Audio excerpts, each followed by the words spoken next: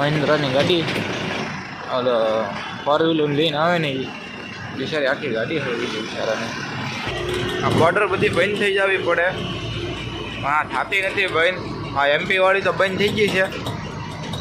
આ બધી જય માતાજી જય મુરલીધર. તો ફાઇનલી વાગી ગયા 9:30 ને આપણે પહોંચી ગયા અંકલેશ્વર. તો આજે જર્નીનો બીજો દિવસ ને બીજો પાર્ટ, બીજો બ્લોગ જે સમજો એ તમે આમાં એનું હિસ્સ છે બધું. તો આપણે એરે છે નરસિંહભાઈ ને આપણે મહુવાથી ગાડી ઉપાડી છે મુંબઈ માટે. ચેનલમાં નવા આવું તો એ ભાઈને કહી દઉં કે જો આપણે મુંબઈ જઈએ છીએ ને પહોંચી જશે આજે અંકલેશ્વર. કાલનો બ્લોગ ન જોયો હોય તો ભાઈ જોઈ આવજો ને લાઈક છે ને સબસ્ક્રાઈબ કરી નાખજો. તો આપણે ખલાસી કરતા એના 4-5 વર્ષ થઈ જશે. 5 વર્ષ થયા છે, 5 વર્ષ છે ગાડી આંકવાને. આમ તો હેઠી તો 2-3 વર્ષમાં જ ગયો હતો, પણ બહુ મીડિયમ ગાડી આંકતો, પણ એટલું બધું હતું નહીં ગાડીનો શોખ. હવે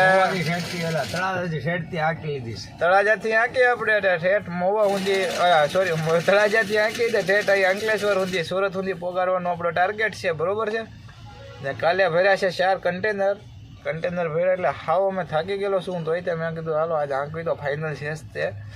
કેમ કે આપણે કંઈ ને નવું ડ્રાઈવર બનવું હોય ને તો કંઈક કરવું પડે, એના માટે ભોગ દેવો પડે. તો 5 વર્ષથી આ ભાઈને હેરેસ છું, પણ આમાં શું છે કે મેં કીધું આમ હાંકતો હું 100-200 કિલોમીટર આમ હાંકતો, પણ મેં કીધું ખરું આ કે ને સુરત મેં હાલો સુરત સુધી હાંકી લઈએ.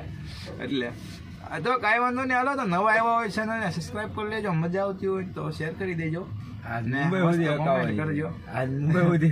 સુરતજીને હોઈ જવાનું છે, 1-2 કલાક હોવું તો કેમ કે કન્ટેનરનો કાલનો થાકોડો છે. અમારી હારે આવ્યા હતા એ બધા અત્યારે 8:30 ફોન કર્યો ને તે બધા જાગતા હતા, એની બદલે આખી રાત ગાડી ખેરીને હું આવ્યો છું. હા તો કાંઈ વાંધો નહીં ભાઈ, ચેનલને સબસ્ક્રાઈબ કરી લેજો ને વધારે શેર કરી દેજો. ઘરની ગાડી લેવાની છે એટલે મુંબઈ સુધી ક્યાં છે, ઘરની ગાડીમાં ઉપાધિ નહીં ને પૈસા.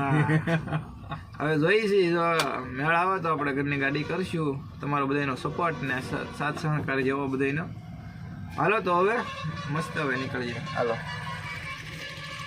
એ વાગી ગયા કેટલા 11 ને આપણે સુરતથી કેટલા આગા છે કંઈ ખબર નહીં રહી, કેમ કે હજી બોડીઓ કંઈ વાંચ્યું નથી ને. હવે ચડી છે ઊંઘ મને, મોઢું ધોતો જાઉં છું ને આંક્યા જાઉં, મોઢું ધોતો જાઉં ને આંક્યા જાઉં. આમ તો બ્લોગ બનાવું તો કદાચ ઊંઘ ઉડી જાય, કેમ કે બોલીએ ને તો ઊંઘ ઉડે એવું હોય છે. તો મેં કીધું બ્લોગ બનાવું, થોડોક શૂટ કરી નાખું, એ બાને તમને બ્લોગ દેખાઈ જાય ને મારે ઊંઘે ઉડી જાય. કેમ કે તમને ખબર હોય તો ખબર છે, કીધું હમણાં એમ કે આપણે સુરત પગાડવાની છે ગાડી આંકીને મહુવાથી. હા તો હવે આપણે જાજુ નથી, 20-30 કિલોમીટર જેવું રહ્યું છે હવે, કેમ કે બોડિયા આવતા નથી હવે અહીંથી કાંઈ. હા તો જોવા કંઈક આવું ટ્રાફિક છે રોડ ઉપર. ટ્રાફિક હતું ઓલી બાજુ અંકલેશ્વર પુલ, અંકલેશ્વર બધું ટ્રાફિક હતું હારા મારું. ત્યાં 1.5-2 કલાક એવું ખાઈ ગયું, અત્યારે સુરત પહોંચી ગયા હતા આપણે. તો આંખું ઊંઘ કેટલી ભરે આંખોમાં એ જોવો તમે અંકલેશ્વર, આંખો ખુલતી નથી. તો એ હવે એને ઓલું કરવું પડે ને સંઘર્ષ. હાલો તો કાંઈ વાંધો નહીં, બન્યા રહેજો બ્લોગમાં. આપણે પહોંચી ગયા હવે સુરત.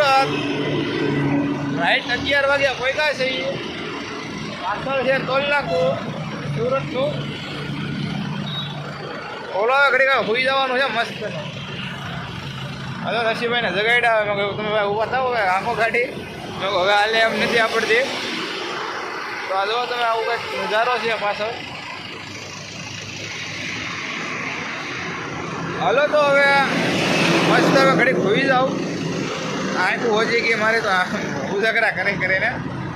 કાંઈ વાંધો નહીં, હાલો તો હવે સુઈ જાય. તો આપણે વાપી પહોંચી ગયા ભાઈ, વાપી પહોંચી ગયા છીએ.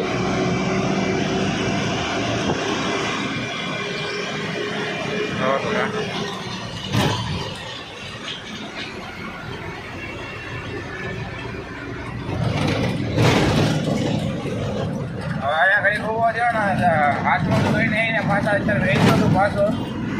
હવે લોકેશન તો આવી ગયું છે ઘોડબંદરનું, મુંબઈમાં ઘોડબંદર છે, ત્યાં જવાનું છે. હવે રાજા ગાડી ખાલી કરી દે એટલે કાંઈ ટેન્શન છે નહીં. કાલે છે રવિવાર, શનિવાર કે રવિવાર, કાલે રવિવાર. થાય ખાશું કેમ કે રવિવારે ગાડી ભરાતી તો નથી જતો ભાઈ. તો આપણે બાઇકમાં આજે તો ભરાઈ જાય નકર પડતર એવું રહે. બરોબર, હાલો તો તમે આ જોવો બધા.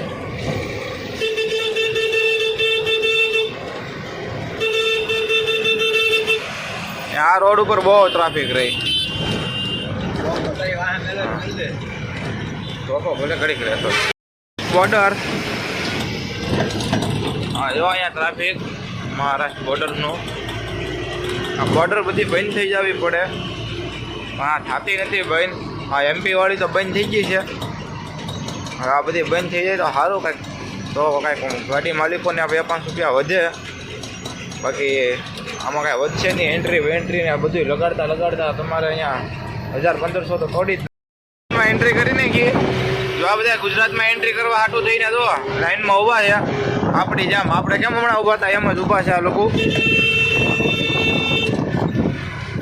હવે રોડ સારો આવે તો ઘડીક ગાડી ખેંચી કેમ કે આપણા ભાઈને અમે પાર્ટીવાળીના ફોન આવે પાર્ટીવાળાના કે ભાઈ આ ગાયકા માલ પકડો તો ખાલી કરી ગાયકા એવું છે. હવે ગાયકા જાય અને અહીંથી 150 કિલોમીટર જેવું મુંબઈનું છે આખું. રોડની આજુબાજુ છે. હવે લોકેશન આવી ગયું છે આપણામાં. હવે કાંઈ ટેન્શન છે નહીં. હાલો તો હવે ગાયકા આપણે નીકળીએ. 5 કિલોમીટર આવ્યા હતા ઘાટ ચાલુ થઈ ગયા ભાઈ. આ જોવો તમે ઘાટ વિસ્તાર. કેમ પણ રસ્તો સારો છે એટલે વાંધો નહીં આવે. એટલે ગાડી આવી જાય આપણી. બાકી અહીંયા જુઓ તમે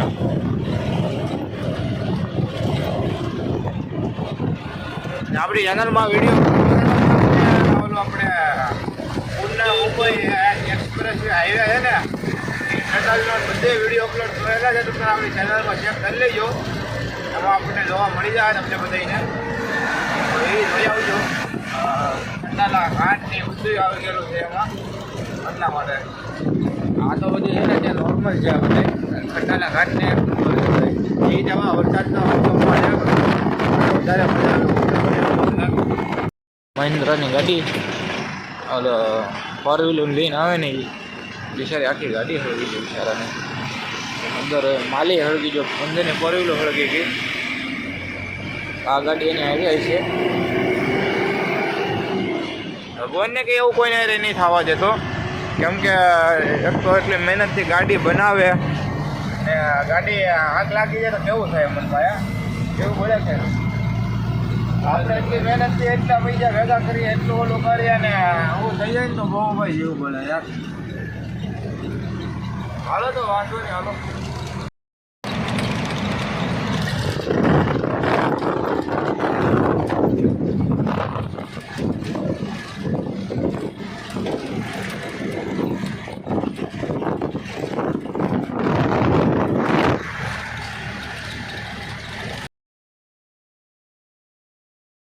અહીંયા જમીને નીકળી જાય વિરામમાં. હવે જઈ ગાડીએ. બિલ અમારું 2 ભાઈનું એવું 6 રોટલી ને 1 દૂધનું પાઉચ ને બીજું લીધું હતું આપણે સેવ મસાલા શાક 220 રૂપિયા બિલ આવ્યું આપણું જમવાનું. હવે આપણે મુંબઈ સિટી. હા જો તમે બિલ્ડિંગો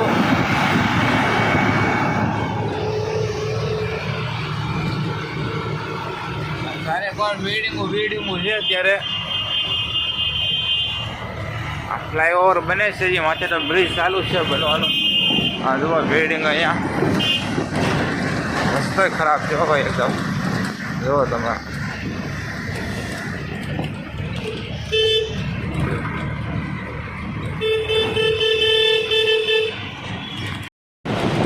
ગામમાં જોરદાર બિલ્ડિંગો છે કે નહીં?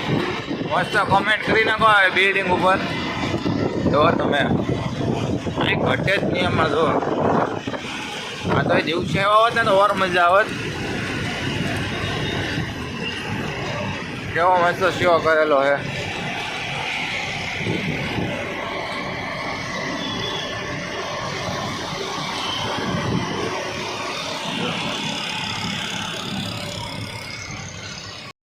જો ભાઈ આપણે કાંઠે પોગી ગયા. અત્યારે વાગી જશે 11:15.